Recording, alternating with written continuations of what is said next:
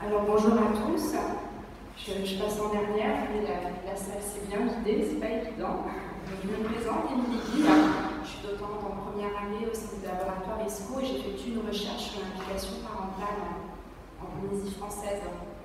En regardant le programme des doctorats, j'ai découvert qu'il y avait un prix de la thèse offrant la meilleure perspective de valorisation économique ou culturelle. Je vous avoue que je me suis un petit peu demandé si mon sujet pouvait prétendre à ce prix. Et d'ailleurs, je vois que j'ai un jury très hétérogène devant moi. Quelles pourraient donc être les retombées économiques ou culturelles d'une recherche sur l'implication parentale en Polynésie française? De manière immédiate, je dois vous avouer que je ne peux pas vous garantir. En revanche, sur le long terme, évidemment, sinon, bien sûr, je ne serai pas devant vous. Ces dernières décennies, de nombreuses recherches ont mis en évidence une relation directe, causale, entre l'implication parentale et l'amélioration des performances scolaires. Pour n'en citer que quelques-unes, il y a les recherches de Deslandes de 2009 et de 2012, les recherches d'Epstein de 2011 ou de l'arrivée de 2011. Ces recherches d'ailleurs se basent pour la plupart sur la typologie d'Epstein de 2002 qui permet de traiter les différents niveaux de l'implication familiale, ou sur la typologie de l'arrivée de 2011 qui propose 8 formes de collaboration. Pour ma part, j'ai regroupé ces deux typologies dans la modélisation présentée dans mon poster et elle est organisée en catégories et en sous-catégories. Cette modélisation permet de décrire la multitude des formes d'implication parentale dans la scolarité de leur enfant. Est-ce que vous voyez où je veux en venir? Mais oui, l'école forme les futurs citoyens, les futurs étudiants du BF1, les futurs doctorants, voire les futurs chercheurs de notre pays. En tout état de cause, elle forme les futurs salariés, les futurs consommateurs de la Polynésie française. Et là, je suis sûre que vous vous dites encore une enseignante qui vient de parler de l'école. Pourtant, les constats sont là et je suis bien placée pour en parler. Malgré une progression considérable des résultats aux examens du baccalauréat, toutes filières confondues, et de l'augmentation du nombre de bacheliers, la Polynésie française comptabilise des taux de réussite nettement inférieurs à ceux de la métropole. 35% des jeunes Polynésiens sortent du système scolaire sans diplôme. La Polynésie française fait également face à des problèmes tels que le décrochage scolaire. Un chiffre, en 2014, 99% des mineurs interpellés par les forces de l'ordre étaient déscolarisés. Cette même année, 1297 élèves, dont 700 collégiens donc toujours en âge d'obligation scolaire, sont en décrochage scolaire. L'illettrisme est également un fait préoccupant, avec plus de 40% des jeunes polynésiens qui ont des difficultés en lecture. Pour citer un dernier exemple, le taux de chômage en 2018 était de 21,8% contre 11,7% en 2007. Et si une des issues de tous ces mots était non de trouver des solutions en amont, mais plutôt en aval, à l'aide d'un échantillon bien précis, les parents habitant à Tahiti ayant un enfant de 8 ans scolarisé en classe de CE2, et à travers 3 phases de recherche, une étude quantitative à l'aide de questionnaires, une étude qualitative à l'aide d'entretiens et une étude compréhensive à l'aide de films en situation, je souhaite étudier quelles sont les formes d'implication parentale spécifiques à la Polynésie française, dont le système éducatif évolue dans un contexte post-colonial. Comment stimuler l'implication parentale au sein des écoles polynésiennes afin de favoriser l'adaptation scolaire des enfants?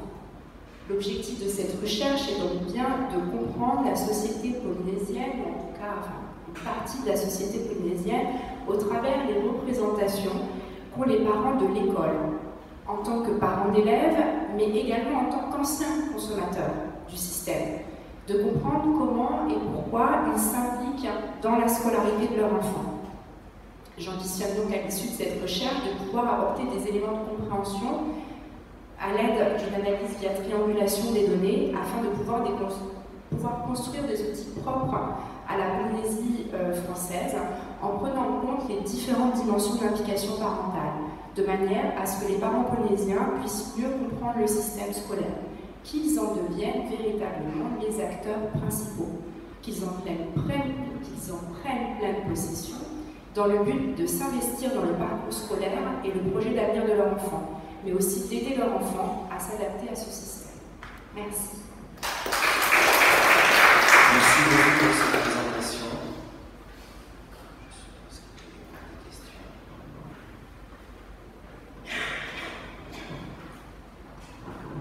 Merci pour votre présentation, que j'ai trouvé assez claire, bien que je ne sois pas du tout spécialiste. Alors je comprends bien les problématiques qui sont liées aux chiffres de décrochage scolaire, etc.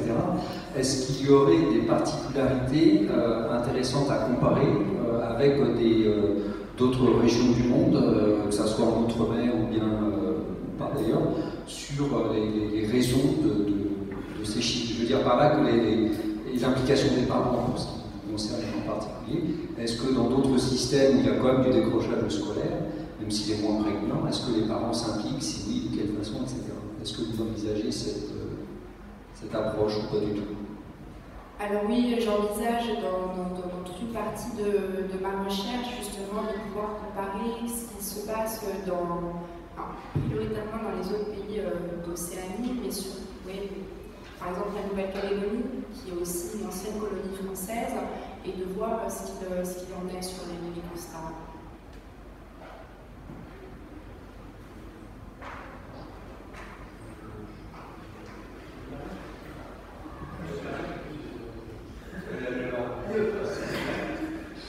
Juste pour prolonger la question de mon voisin de gauche, est-ce que ça peut amener quelque part une critique sur un système scolaire qui serait peut-être effectivement pas forcément adapté au contexte polynésien? Bon, je me suis promené un peu en Afrique, dans différents pays, et effectivement j'ai vu que vous étiez enseignante de FLE et FLES, effectivement la question de la langue maternelle se repose souvent avec des pertes de repères, des gens qui, comme on dit prosaïquement, ont le cul entre deux chaises, linguistiquement parlant, ne sont pas franchement de bons manipulateurs d'une langue, mais pas forcément non plus de l'autre.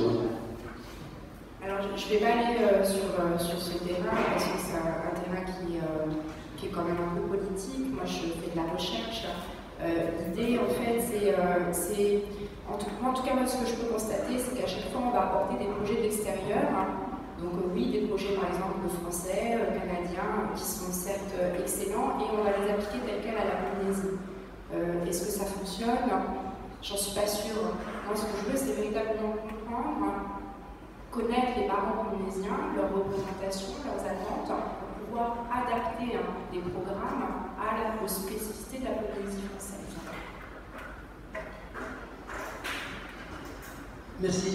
Merci beaucoup pour cette présentation qui est trouvée très claire, personnellement, qui m'intéresse beaucoup. Ma question est plus sur la stratégie finalement à adopter pour la recherche. Quand on commence à s'intéresser aux parents et au cadre familial, finalement, c'est qu'on estime qu'à l'école, tout se joue avant. Est-ce que ce constat-là, qui est partie l'idée de travailler sur la stratégie familiale, l'établissement, ou comment la socialisation se fait du métier d'élève et comment la famille, dans les capitaux culturels, sociaux, économiques, symboliques, comment tous ces capitaux sont déjà présents dans la famille, comment ils déterminent finalement cette future réussite scolaire? Oui, je comprends bien, on est sur l'héritier. Non, justement, je pense que tout ne se joue pas avant, tout se joue pendant. Et dans le pendant, il y a évidemment l'enfant, il y a l'enseignant, il y a l'école, il y a les parents. Et j'ai souhaité effectuer cette recherche parce qu'il ne faut pas oublier le parent. Et que depuis quelques années, le parent est entré dans l'école, il est inscrit dans la charte de l'éducation comme l'acteur principal, mais c'est compliqué. C'est compliqué parce que déjà, peut-être qu'on l'oblige, peut-être qu'il n'a pas envie de venir à l'école. Donc c'est pour ça que moi, ma recherche, c'est vraiment l'implication parentale, pas dans l'école. C'est l'implication parentale des parents, pas au sein de l'école. J'ai bien compris, justement, au-delà du travail des parents sur la réussite scolaire de leurs enfants, c'est bien ce qui se passe dans la famille, finalement, et ce qui n'est pas forcément visible, tout ce qui se passe dans l'implicite des relations entre les parents et les enfants, qui est l'objet même du travail, j'imagine aussi. Donc comment tu t'y prends? Parce qu'il y a ce qui est dit de ce qu'on fait, et on sait très bien que le langage est polysémique et on se ment tous à nous-mêmes, d'une certaine façon. Comment entrer dans le processus de socialisation des enfants dans la famille, en fait? Parce que ce que je comprends bien, c'est la stratégie qui est adoptée. Comment comprendre ce qui se joue entre les parents et les enfants en dehors de l'école, c'est-à-dire dans la famille? Voilà, c'est ça. C'est comment comprendre comment le parent s'implique d'un point de vue individuel, donc avec son enfant, collectif, qui va être à l'école ou institutionnel, par exemple en prenant part aux différents conseils d'école, etc. Et oui, c'est vraiment sa démarche personnelle. Mais au risque d'être farouchement déterministe, est-ce qu'on ne sait pas déjà quels parents s'investissent et quel autre ne le fait pas? Et pourquoi ils le font tous? Oui. Oui, du point de vue de l'école, oui, on le sait. Oui. C'est-à-dire que l'école va pouvoir nous dire, oui, j'ai tel parent qui vient souvent, ou tel parent, mais est-ce que ça veut dire est-ce que le parent qui ne vient pas, est-ce que ça veut dire qu'il ne s'implique pas dans la scolarité de son enfant? Non, bien sûr, je pense plutôt quel parent investit l'objet scolaire, qui suit le travail scolaire de l'enfant, qui revendique d'aller voir les enseignants, qui suit ses enfants en fait. Hein. Et globalement, ça dépend quand même de la structure des capitaux à qui. Mais je suis pas sûre, justement. Non, pas sûre, d'accord, c'est ce qui a mis en cause. Oui, voilà, parce que en fait, cette recherche fait suite à ma recherche de master, où j'ai pu justement voir que non, on a des a priori. Et donc l'objectif est là, c'est de vraiment. Voilà, c'est ça. Plutôt que de partir sur oui, mais on sait, on pense savoir, et si, peut-être que oui, mais c'est ça. Non, au moins là, on aura des chiffres. Je vais poser une dernière question par rapport à tout ça. Donc la présentation m'a semblé très claire aussi, intéressante dans la méthodologie. Il y a un point que je vois qui pourrait peut-être poser un petit problème, justement le côté, la méthodologie à droite, là, comme ça. Quelle est exactement la population que vous allez interroger? Est-ce une population sans distinction? Est-ce que c'est un panel que vous avez choisi vous-même? Est-ce que ce sont des volontaires? Tout ça, n'importe lequel de ces choix peut biaiser les résultats derrière. Donc, quelle est votre méthodologie précise par rapport à ça? Alors l'idée, donc, c'est de diffuser un questionnaire qui sera donc la première étape de ma recherche à l'ensemble des parents vivant sur l'île de Tahiti et ayant un enfant scolarisé en classe de CE2. Aujourd'hui, sur l'île de Tahiti, il y a à peu près 3500 enfants scolarisés en classe de CE2. Donc oui, ça en fait, j'espère, sur ces 3500 enfants qui ont des parents, récupérer au moins 1500 questionnaires pour justement éviter le biais numérique de ces résultats quantitatifs. Et ensuite, oui, je vais effectuer une sélection pour déterminer 32 parents. Sur les variables, ce qui est sûr, c'est que la recherche, c'est sur l'implication parentale en Polynésie française. Donc je pense que une des variables va être évidemment d'éliminer les parents qui ne sont pas, entre guillemets, avec d'énormes guillemets polynésiens. C'est-à-dire les parents, par exemple, qui ont un statut d'expatrié, qui viendraient que pour 2, 3 ans, 4 ans. Mais voilà, donc tout ça, ça va être aussi l'objet de ma recherche, ça va être aussi de définir c'est quoi être parent polynésien.